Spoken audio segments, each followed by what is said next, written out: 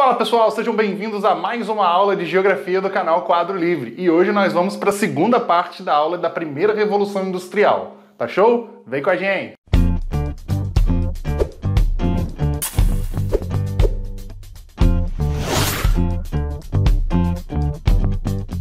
Então, hoje nós vamos falar um pouquinho mais sobre a primeira Revolução Industrial. Essa daqui é a parte 2 da aula sobre primeira Revolução Industrial. Então, se você ainda não assistiu a primeira aula, tá? Eu vou deixar o link aqui na tela para você, você clica lá, vai lá, vê a primeira aula, parte 1, depois você volta aqui com calma e aí a gente vai continuar esse conteúdo maravilhoso de geografia. Tudo bem? Beleza, mas antes de eu continuar isso aqui, não se esquece, já se inscreve no canal se você não é inscrito, curte esse vídeo que ajuda muito a gente a divulgar nosso canal.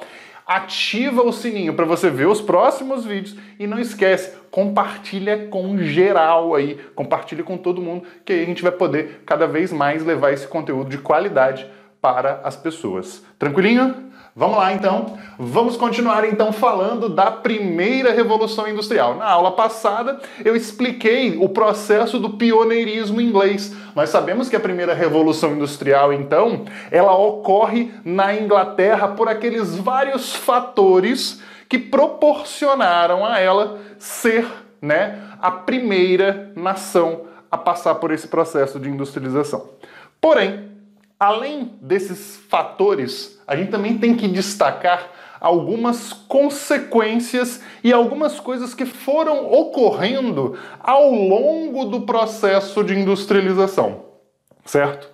E uma dessas coisas foi o processo de urbanização, O que acontece? Uma coisa importante da gente falar é, que o espaço urbano passou a ter uma relevância muito maior do que antes. Como a gente viu, ocorreu o processo da política de cercamentos no campo, no meio rural, a migração rural, urbano ou do campo para a cidade começa a se intensificar. Então eu estou começando a ter um processo de urbanização, ou seja, o espaço urbano está crescendo num ritmo mais acelerado do que o espaço rural.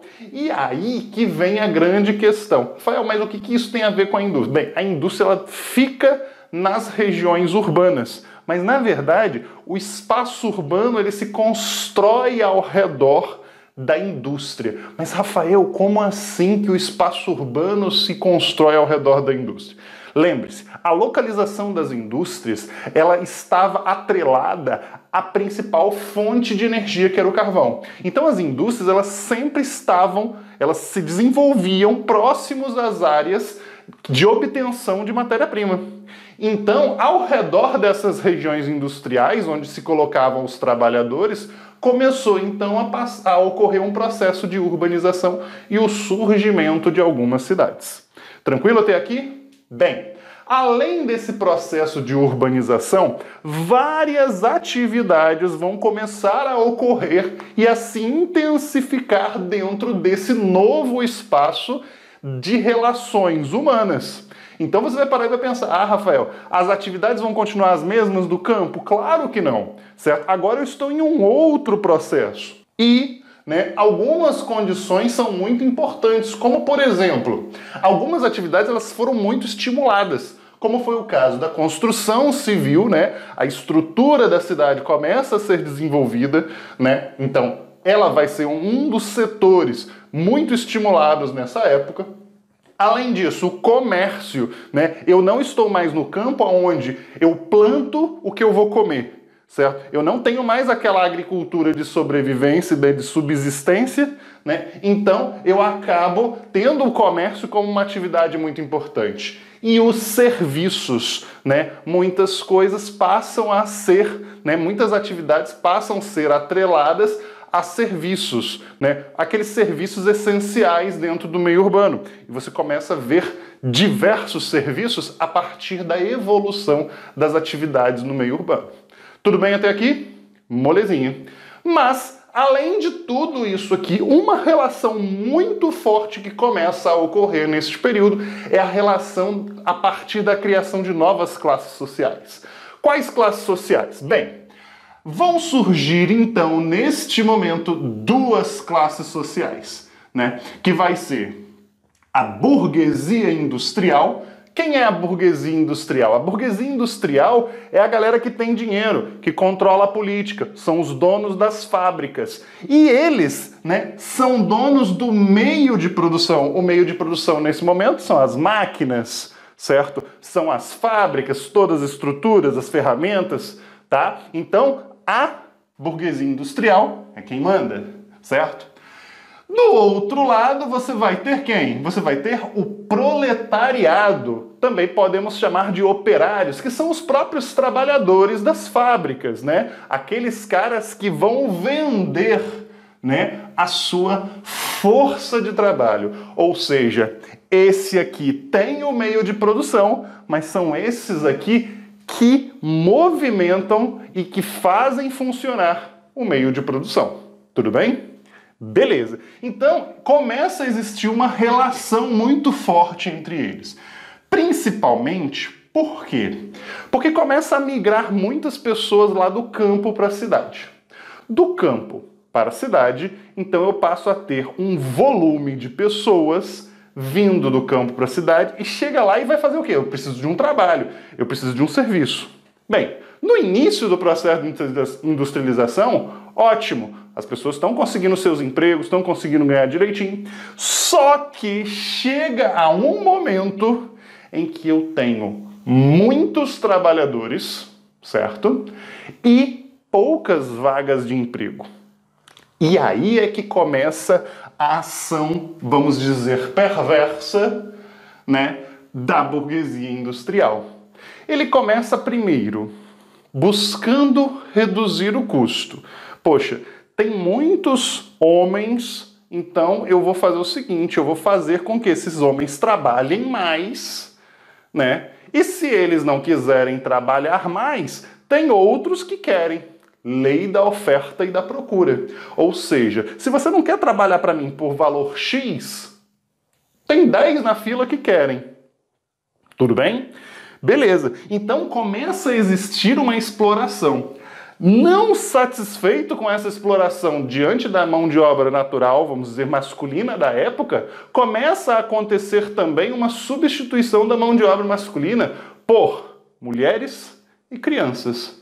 Mulheres e crianças ganhavam muito menos do que um homem, certo? E a partir do momento que as máquinas começam até evoluir, as atividades não são mais aquelas atividades tão dependentes de força, né? Então, o homem não é necessariamente a mão de obra ideal em algumas fábricas. Por exemplo, atuar no tear mecânico, né, o tear, que é aquela máquina que faz o trançado dos tecidos, a mulher é muito mais delicada. Na época se falava dessa maneira, se via dessa maneira. Então ela teria mais atenção, ela é mais atenta, as mãos são menores, então facilita, né, esse processo. Então, o que aconteceu?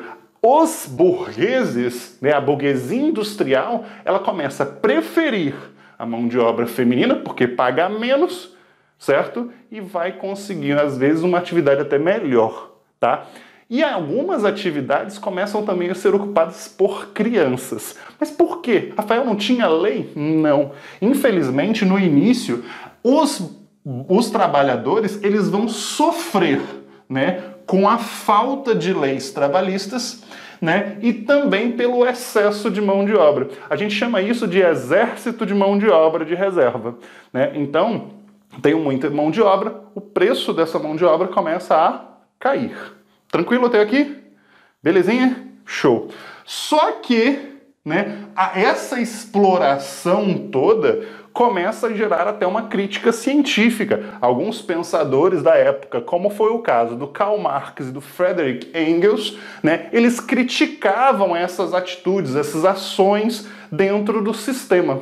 Tá? Então, vai ocorrer uma crítica a esse processo e a essa relação, né, entre o empregado e o empregador. Tá bom? Porém, não só dentro do meio científico, mas os próprios trabalhadores começam a perceber, né, que existe a necessidade de lutar, de brigar por direitos, né? Que o empregador ele não pode tornar o trabalhador refém. Né? Então, o que começa a acontecer? Começam a surgir alguns movimentos de trabalhadores, ou que nós chamamos de movimentos operários. Nós podemos dizer que esses movimentos operários que vão ocorrer na Inglaterra, né, lá na primeira Revolução Industrial, seriam os primórdios do que hoje nós chamamos de sindicato, né? Os sindicatos de trabalhadores que lutam por direitos dentro de uma determinada classe trabalhadora teriam sua origem baseada aqui, certo? E aí, dois movimentos são muito marcantes. Quais são os movimentos marcantes? Bem, vamos lá. O ludismo. O ludismo ele ficou conhecido como quebradeira de máquinas. Por quê? Porque dentro desse movimento acreditava-se que a máquina estava retirando o emprego dos homens, dos trabalhadores. Então, os trabalhadores viam na máquina, certo? O fato de não estarem conseguindo mais postos de trabalho. Então, se quebrássemos as máquinas, o empregador contrataria 10 homens, 20 homens para trabalhar daquela maneira tradicional, vamos dizer, que existia antes da implementação da máquina. Infelizmente, foi um movimento extremamente desorganizado, não houve efetivamente uma reunião, uma organização entre os trabalhadores para fazer atitudes, né, para tomar atitudes, né, coerentes de acordo com uma determinada ideia. Na realidade, foi uma coisa mais que espontânea, né? Começa a ocorrer isso. Obviamente que o quebrar a máquina também chamava a atenção porque ele gerava um dano financeiro ao patrão. Então isso era interessante nessa relação também.